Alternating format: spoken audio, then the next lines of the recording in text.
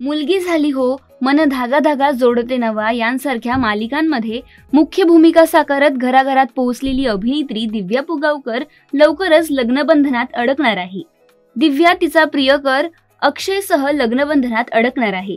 तर नुकताच दिव्याचा साखरपुडा समारंभ पार पडला। अशातच दिव्याच्या मेहंदी समारंभाचे अनेक फोटो समोर आले आहेत। दिव्या व अक्षय यांनी त्यांचा साखरपुडा समारंभ अगदी थाटामाटात उरकला आहे। याशिवाय दिव्या व अक्षय यांच्या संगीत सोहळ्याची झलकही पाहायला मिळाली। दोघांनी भन्नाट डान्स करत त्यांचा संगीत समारंभ गाजवला। दिव्या व अक्षयचा थिरकतानाचा हा व्हिडिओ तुफान व्हायरल होत आहे। तर साखरपुड्यासाठी दिव्या नवरी मुलीच्या वेशात खूपच छान दिसत होती।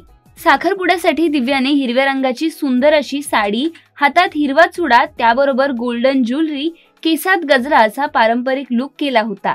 तर हिरव्या साडीवर कॉन्ट्रास्ट अशी लाल रंगाची शॉल तिच्या लुकमध्ये भर घालत होती। अभिनेत्रीने साखरपुड्यात आपल्या होणाऱ्या नवऱ्यासह सुंदर फोटोशूट देखील केलं।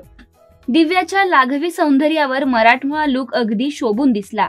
दिव्याच्या होणाऱ्या नवऱ्याचं नाव अक्षय घरत असं आहे। या दोघांचा तिलक समारंभ 19 डिसेंबर 2019 रोजी पार पडला होता।